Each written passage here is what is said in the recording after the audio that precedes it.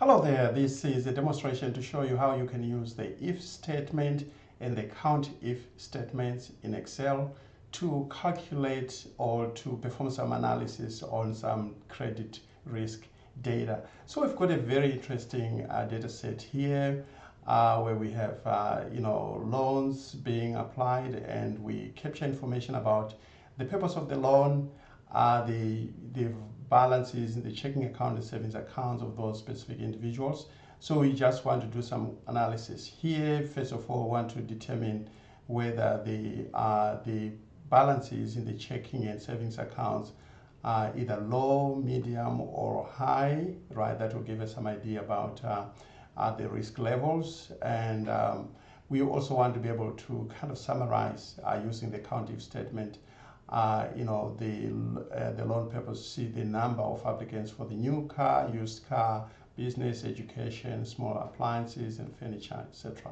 And then of course, overall, we want to be able to calculate the total number of customers with less than $500 in their checking account balances, right? So for this particular section here, we will be able to use the if statement. So we're actually going to use a compound if statement because we want to determine whether the checking account, both the checking account and savings account, whether they are low, which is the balances are less than $500, or they're medium, which means they're somewhere in the middle, or they're high, that is the checking balances of let's say $2,500, right? So those are the arbitrary numbers we'll be using. So without further ado, let's go ahead and do that. So the if statement is a very powerful tool that one can actually use to make decisions using Excel. So in this particular case, we calculate, or rather we create a formula for the first line, then we'll be able to copy that downwards. We'll be able to copy it across as well. So it makes life so easy. We create the formula once, that's all we need to do. And again, I'll be able to show you how you can use what we call the fill handle to copy the formula across so that the formula is actually replicated. So we enter the equal sign. As usual in Excel, when you want to create a formula, you have to begin by entering an equal sign. Then Excel is actively looking forward to any instruction you're going to give, and it recognizes that it's actually going to be a formula. So we type in if, right? So we call up the function if. So we double click on it, right? It comes up. Anything that begins with the IF will show up, but we want the very first one. So we double click on it to activate the function. And once we've activated the function, we actually have some instructions here. What is your logic test? So after testing your logic, if the value is true, what do you want Excel to do? If the value is false, what do you want Excel to do, right? So you can see it's self-explanatory, kind of helps you understand the concept behind the if statement because you're trying to make a decision based on a specific condition. So in this particular case, we are saying that if this value in checking account, right, as you can see, we are under checking account column, is less than 500, okay, comma. So if the value in there is less than 500, we want Excel to output the word low. So it's a low balance.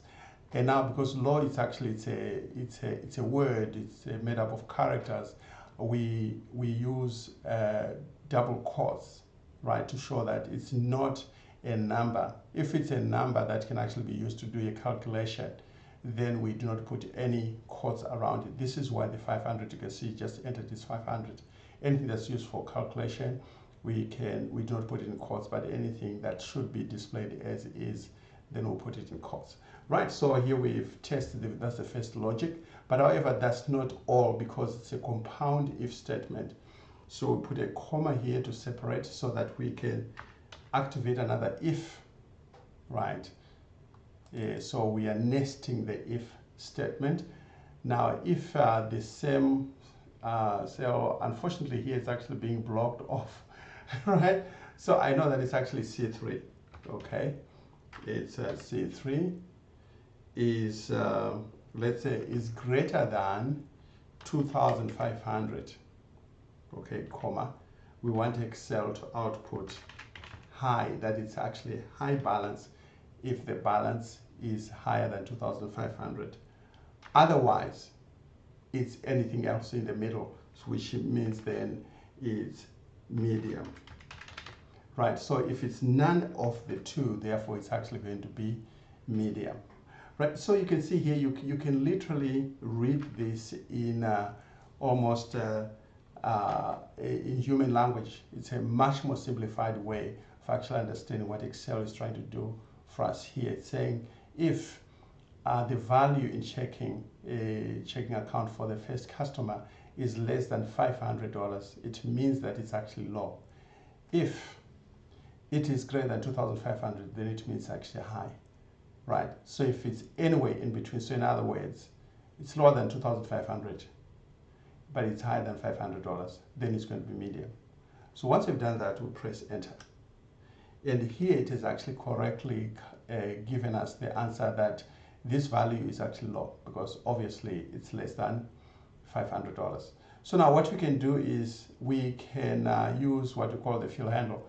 When you see here where I am right now, when that cell is actually selected, you can see there's a small square on the right side, on the bottom right hand corner, right? You can see it. If I place my pointer on it, my pointer changes into a black cross. If I move away, it's a white thick cross. But I want to be there, then I hold my mouse button down and I drag to the right. By doing that, I've actually copied, I've replicated the same formula, and because these cells are next to each other or they are adjacent to each other, Excel recognized that I should also alter the next cell. So it calculated the same formula for the next column. Now that we've done this, right, we can actually copy all these formulas going downwards. Now, there are different ways. Some would prefer to place your pointer there again, just like we did, hold it down and then start dragging downwards, like that, okay? It keeps on replicating those formulas. I want to undo that, because I want to show you an even cooler way of actually doing that. All you do is, when your pointer is right there, you double click on your mouse, double click,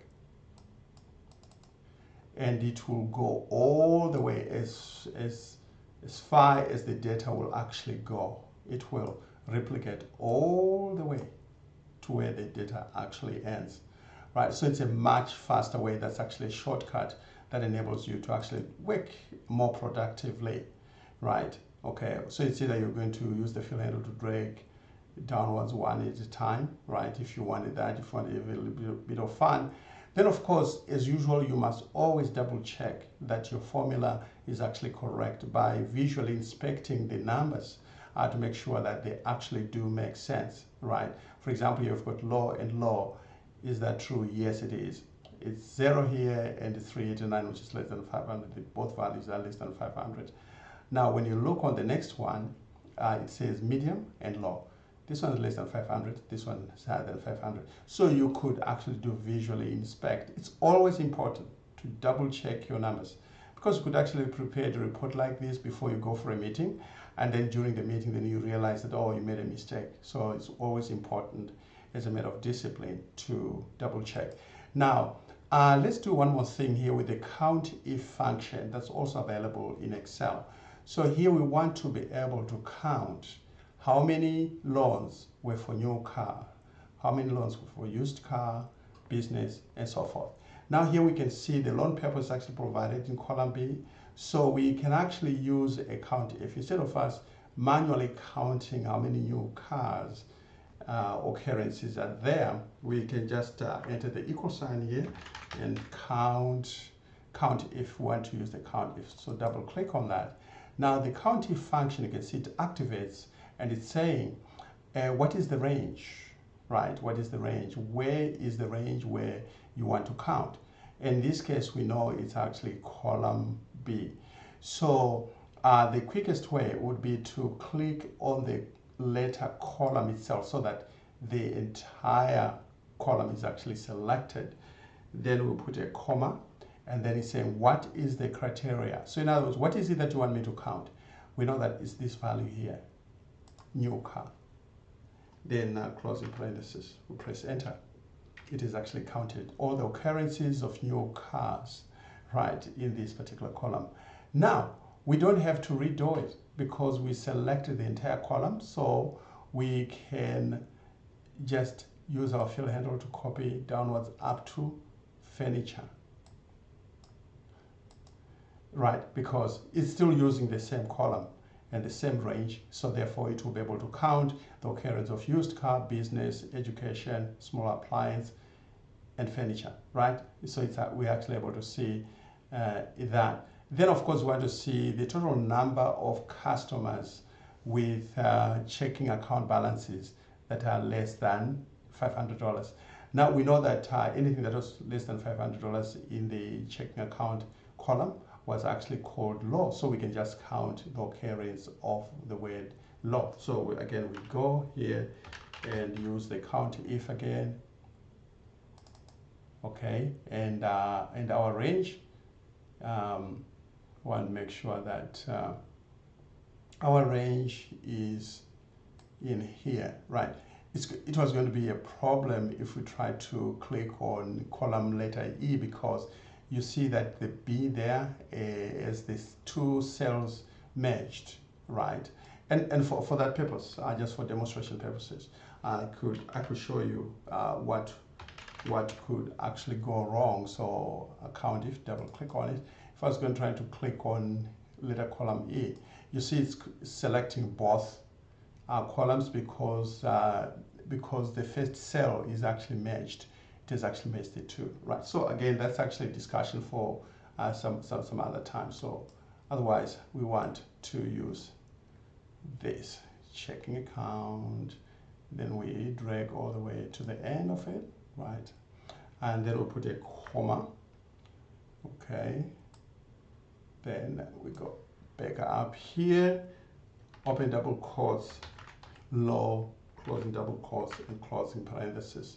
So here we're saying CountIF in this particular range, you are able to find the occurrence of the word low, right? And give us the total. And it does tell us that all checking account balances with less than $500 are actually 312.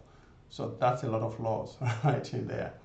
Okay, so otherwise, here's a very, very useful tool that you can actually use, the if function, and in this particular case, it's kind of a nested if statement because we had more than two conditions that we wanted to test, and also we're able to use the CountIF function. So it's effectively another if function, but it's a simple one, but it's combined with the function of counting, right? So the CountIF function can really come in handy and can really speed up your productivity whenever you're actually working with Excel.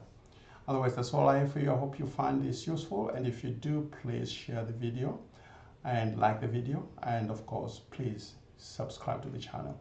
Thank you so much for watching, and bye for now.